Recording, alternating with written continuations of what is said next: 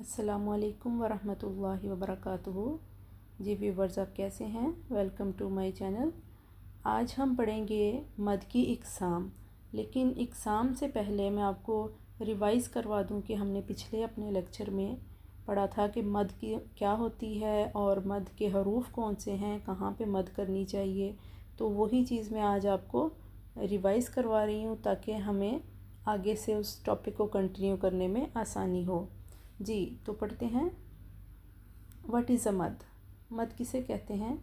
इन तजवीद मद refers to the lengthening of a vowelled sound.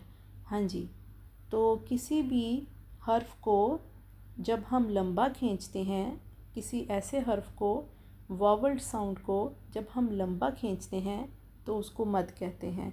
The plural of मद is मदूद। द लेंथ ऑफ अ मद is made in terms of a हरका। जी, तो मदूद मद की जमा को कहते हैं और मद को हमने किस तरह से किस टर्म में लंबा खींचना है? हरकात की टर्म में। यानी कि हम ये बताएंगे कि यहाँ पे कितनी हरकात हैं, उस हिसाब से हमने मद को लंबा करना है। तो मद के जो हरूफ थे ये भी हमने पिछले लेक्चर में पढ़े थे। ये हैं जी 3। ये अलिफ साकिन क़ब्ला मफ्तूहा, यानी ऐसा अलिफ जो ख़ुद तो साकिन है लेकिन उससे पिछले वाले हर्फ के ऊपर ज़बर है। वाव साकिन क़ब्ला मदमूमा, यानी ऐसी वाव जो ख़ुद तो साकिन है लेकिन उससे पिछले वाले हर्फ के ऊपर पेश है। या साकिना क़ब्ला मकसूरा, यानी ऐसी या जो साकिन हो लेकिन उससे पिछले हर्फ के नीचे ज़ेर हो। जी, तो ये 3 जो हैं ये तीनों मद के लेटर्स हैं। यहाँ तक तो आपको समझ आ चुका होगा क्योंकि ये मैं आपको पिछली वीडियो में बता चुकी हूँ। आज जो हमारा टॉपिक है ये है जी मद की इक़साम। मद की कितनी इक़साम है? मद की 2 इक़साम हैं। ये 2 मदूद कौन सी हैं? नंबर 1 है जी मद्दल असली या तबई मद, इसको नेचुरल मद भी कहा जाता है। नंबर 2 है जी मद्दल फ़रई, डिराइव्ड मद, या इसको सेकेंडरी मद भी कहा जाता है। तो आज की वीडियो में हम सिर्फ मद्दल असली यानी तबई मद के बारे में पढ़ेंगे। जी, मद्दल असली क्या है? मद्दल असली is simply one of the मद लेटर्स अलिफ या वाव नॉट फॉलोड बाय अ हमज़ा और अ साकिन लेटर अनवावल्ड। जी, मद्दल असली कहाँ आएगी? यानी कि जहाँ पे भी ये अलिफ या और वाव साकिन, जो मैं आपको पहले बता चुकी हूँ, ये जो मद के हरूफ हैं ये आ जाएं लेकिन उसके बाद हमज़ा ना आता हो और उससे पहले कोई साकिन हर्फ ना हो, साकिन लेटर ना हो। अनवावल्ड कहते हैं साकिन को, जिसके ऊपर कोई ज़बर ज़ेर पेश ना हो। हाँ जी, तो उस वहाँ पे ये नेचुरल मद हो जाएगी। तो इसकी और कोई कंडीशन नहीं है। There is no other condition and its length is 2 हरकात्स। जी, तो इसकी 2 हरकतें होती हैं क्योंकि नेचुरल मद है। ये एक सिंपल चीज़ है, तो यहाँ पे और ज़्यादा डिटेल में जाने की ज़रूरत नहीं है। अब मैं आपको बताती हूँ कि नेचुरल मद में कौन कौन सी मद इंक्लूड होती हैं। यहाँ पे 4 मैं मदूद का ज़िक्र करूँगी जो कि नेचुरल मद में आती हैं। नंबर 1 है जी मद्दल इवद, नंबर 2 मद्दल बदल, नंबर 3 मद सिला सुगरा और नंबर 4 है जी मद हिया तुहर। तो 1 बाय 1 सारी मदूद के बारे में हम पढ़ते हैं। जी, नंबर 1 थी मद्दल इवद। When stopping at a तनवीन फतहा, the तनवीन changes to a मद अलिफ। जी व्यूवर्स, समटाइम हम जब आयत ख़त्म करते हैं तो ये 2 ज़बर आ जाती है। किसी भी हर्फ पे हो सकती है, ज़रूरी नहीं कि अलिफ के ऊपर हो। ये देखिए, यहाँ पे देखिए हमज़ा के ऊपर 2 ज़बर है। अब हमने वहाँ पे कैसे स्टॉप करना है?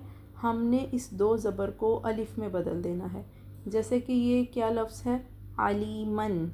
आलीमन को हमने रोकना है, स्टॉप करना है, तो हम कैसे करेंगे? आलीमा।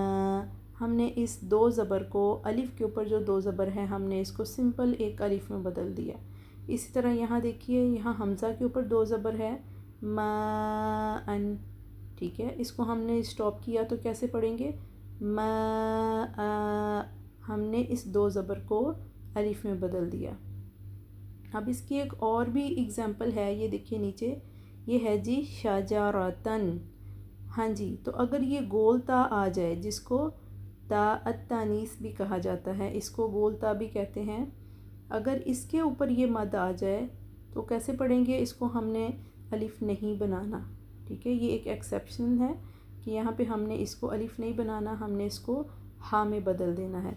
ये लफ्ज़ है जी शजारतन, इसको जब हमने स्टॉप किया तो ये क्या पढ़ा जाएगा? शजारह। ये क्या बन गई? ये गोल ता हा बन जाएगी, ता चेंजेस टू अ हा, ठीक है। ये वेरी सिंपल है। इसमें सिर्फ आपने गोलता का ख्याल रखना है कि अगर गोलता के ऊपर दो ज़बर आ जाए तो वहाँ पे हमने अलिफ नहीं बनाना उसको। बाकी किसी भी हर्फ के ऊपर अगर दो ज़बर आता है तो हमने वहाँ पे जब रुकना है तो उसको अलिफ में बदल देना है, ठीक है। क्लियर जी। ये देखिए, ये है जी नंबर 2 मद्दल बदल।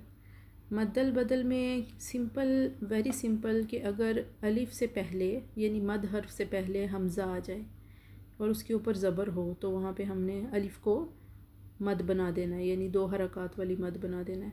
इसी तरह अगर या है, या से पीछे हमज़ा आ जाए और उसके नीचे ज़ेर हो तो वहाँ पे इसको या को हमने मद बना देना है। इसी तरह देखिए वाव है, वाव से पीछे क्या आ गया? हमज़ा आ गया और जिसके ऊपर पेश है तो हमने वाव को क्या बना देना?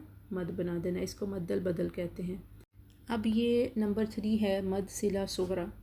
इस मद को आपने बहुत गौर से सुनना है और समझना है कि जी when continuing the recitation from a word that ends with a हाजिर ही और हापिश who indicating the masculine pronoun मद may be given if all the following conditions are met।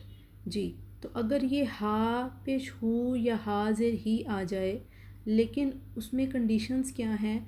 Masculine pronoun हो, थर्ड पर्सन हो। इसका मतलब हुआ कि हा अब ज़मीर का मतलब है कि मैस्कुलिन प्रोनाउन होना चाहिए, वो मुज़क्किर और गायब होना चाहिए, थर्ड पर्सन होना चाहिए और सिंगुलर होना चाहिए। तो यहाँ पे देखिए हा पेश हु और हाजिर ही, इसका ये मतलब बनता होगा तब ये मद जो है यहाँ पे फॉल करेगी, अदरवाइज़ ये मद नहीं होगी। ये देखिए, मैं आपको अगली स्लाइड में दिखाती हूँ। इसकी जो एग्ज़ाम्पल है, इन्नहु अला रजइही लक़ादिर। अब ये देखिए इन्नहु, यहाँ पे हु पे हम 2 हरकत ले सकते हैं क्योंकि ये मद सिला सुगरा के ऊपर फ़िट आता है, ये कंडीशन जो है ये फ़िट होती है। इसी तरह रजइही, यानी जिसके बारे में हम बात कर रहे हैं वो वाहिद, गायब और मुज़क्किर होना चाहिए, ठीक है।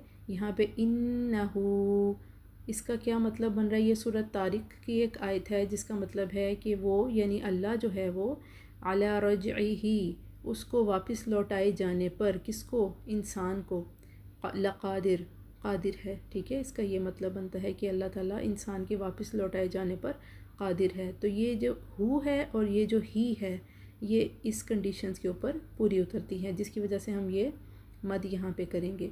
तो ये छोटी सी वाव होती है, छोटी सी या होती है, आपने बहुत जगह पे देखा होगा ये लिखी होती है। तो ये मद सिला सुगरा की ही जो है ना उसको डिनोट करती है। अच्छा, ये देखिए इन्नहु के ऊपर अगर हम स्टॉप कर रहे हैं या रजइही पे हम हा पे स्टॉप कर रहे हैं तब ये मद नहीं होगी। जब हम इसके ऊपर स्टॉप करते हैं तो यहाँ पे हम इसको कैसे पढ़ेंगे? इन्ना रजइ, फिर हम यहाँ पे हु या ही नहीं पढ़ेंगे, इसको मद को नहीं करेंगे, ठीक है जी। तो ये आखिरी मद रह गई थी, ये है जी मद हिया तोहर। इसे मद हिया तोहर क्यों कहा जाता है? इन हरूफ मुक़त्तियात द लेंथ ऑफ लेटर्स हा या तो रा एंड हा इज़ गिवन 2 हरकats। ये देखिए हरूफ मुक़त्तियात का तो आपको मालूम है कि ये कुरान में बहुत सी सूरतें जो हैं वो इन हरूफ मुक़त्तियात से स्टार्ट होती हैं। तो इनके अंदर आप देखिए जहाँ पे हा या तो रा और हा, 2 चश्मी हा, ये 5 हरूफ आ रहे हैं। हमने यहाँ पे 2 हरकत देनी है।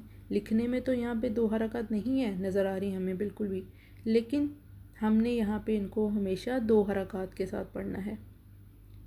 तो ये इसको मद हिया तोहर कहते हैं। ये मेरी PDF में तो नहीं थी, लेकिन हमने अपनी टीचर से पढ़ी हुई और मैंने नोट्स बनाए थे उसमें थी, तो मैंने इसकी एक स्लाइड बना के आपको शो कर दी है। तो आज की वीडियो में हमने क्या पढ़ा? आज की वीडियो में हमने पढ़ा कि मद तबई या मद्दल असली क्या होती है और उसकी कौन सी 4 मदूद हैं जो उसमें शामिल हैं। पहला अपनी अगली वीडियो में मैं मद की जो दूसरी टाइप है यानी मद्दल फ़रई वो लेकर हाज़िर होंगी। तब तक के लिए इजाज़त दीजिए। अस्सलामु अलैकुम वरहमतुल्लाहि वबरकातुहू।